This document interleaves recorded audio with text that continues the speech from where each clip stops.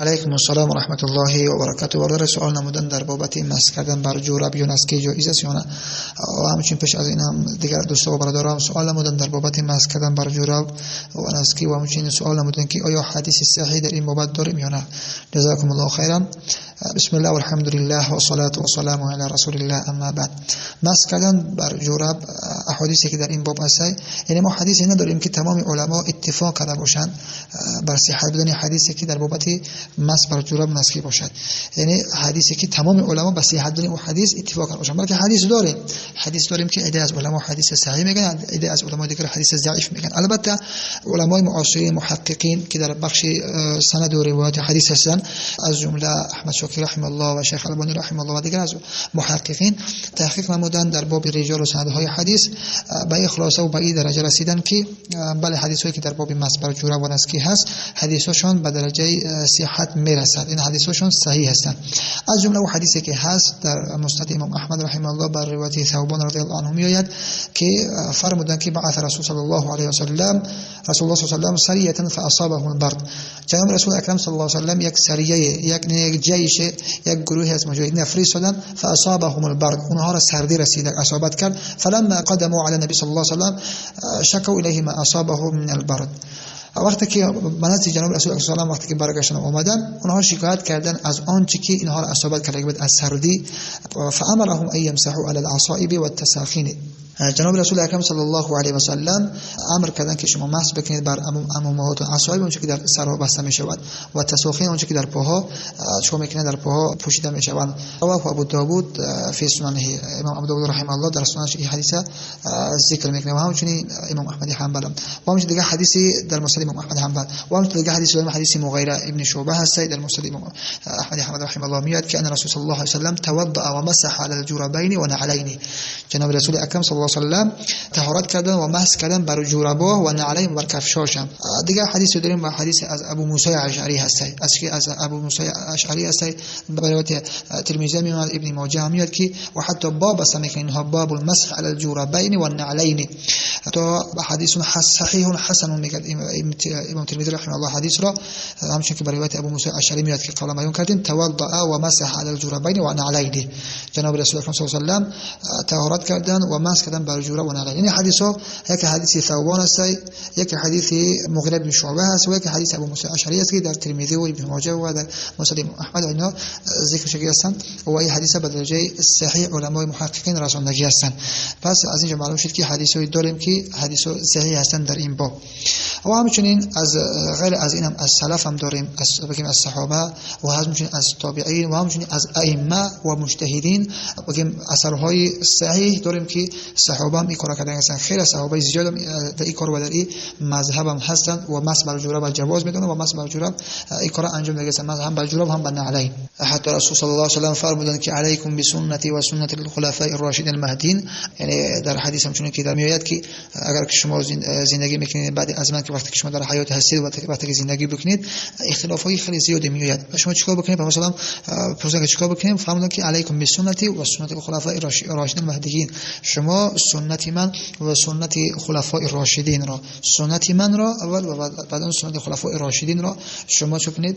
شما اونها را محکم بگیرید و به اونها عمل بکنید. از جمله حسن که از صحابه هستند عمر بن خطاب و علی رضی الله عنه، اینها از جمله خلفاء الراشدین هستند.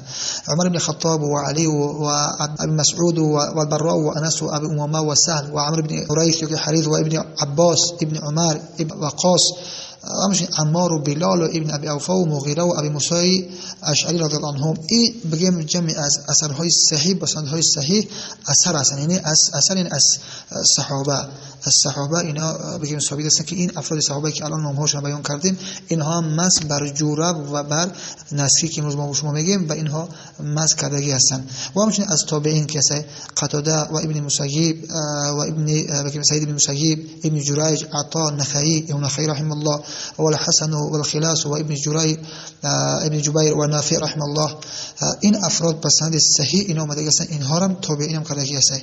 و همچنین علمای ائمه مثل امام احمد حنبل رحمه الله، امام شافعی رحمه الله، ابو حنیفه رحمه الله و اسحاق بن راهوی و داوود ظاهری و ابن حزم، ای از علما و از ائمه و فقها و مجتهدین از اینا هم ثابت است که اینها چسن به قائل هستند مس بر جورب. حتی ابو حنیفه رحمه الله ابتدا بگیم به عقیده نبود مس بر جورب، ولی 3 روز پیش از وفاتش همچنین که به سند صحیح میآید که امام ابو حنیفه رحمه الله پیش از 3 روز از وفاتش به جورباش مس کرد و گفت که من امروز کار را انجام دادم که قبلا مردم از این کار منع میکردم.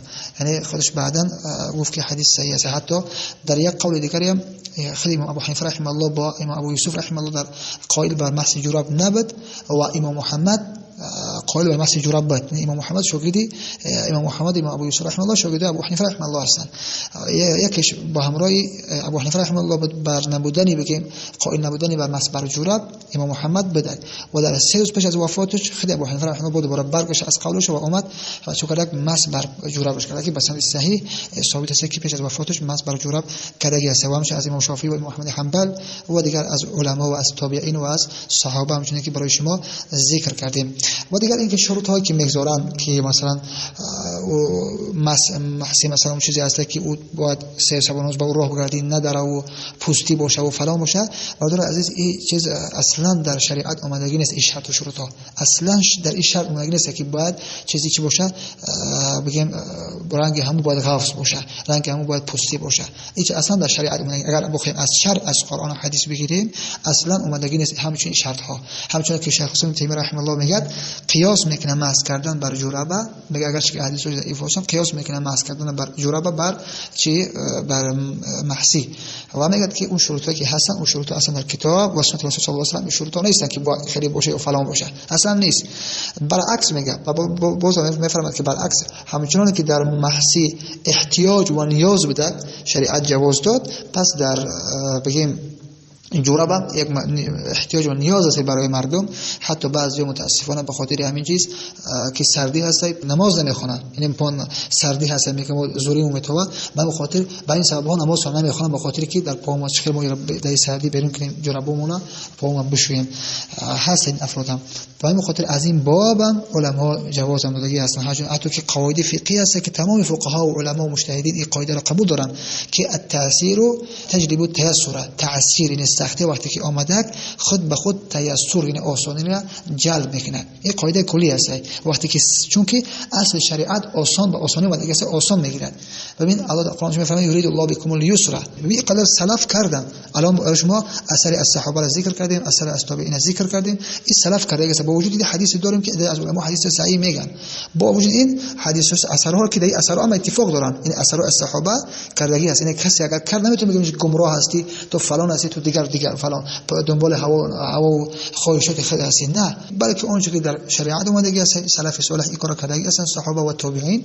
به این خاطر اگر کسی که انجام داد نمیتونه بگه تو گمراه هستی تو فلان هستی تو دیگر به سبب این مسئله بین دیگر ما در حالی که در سلف ثابت است بین دیگر ما دعوا و جنگ بگیم نزاع و کشمکش بکنیم، مثل که در زمان چند سال پیشوا کشمکش شیدن، همش اسبابش نبود علم نبود تحقیق بود. و اگر نیوکن از عمر بن خطاب، علی و ابی مسعود و براء بن عاصم و انس و ابی موما و سلم و عمرو بن قریش و علی و ابن عباس عزیب و ابن عمر اینو کردگی هستن. درجه که اگر بگیم حدیث ضعیف است اینو از سلف هم ثابت است. به این خاطر بنابر اون قاعده که تمام علما قبول دارن در حدیث میاد که این الدین یسر، دین آسان است، دین شریعت به آسانی اومده است. به این خاطر از این باب جواز است مس کردن بر جورب، مس کردن بر نسکی هیچ باکی ندارد. جزاکم الله خیرا و السلام علیکم و رحمت الله و برکاته.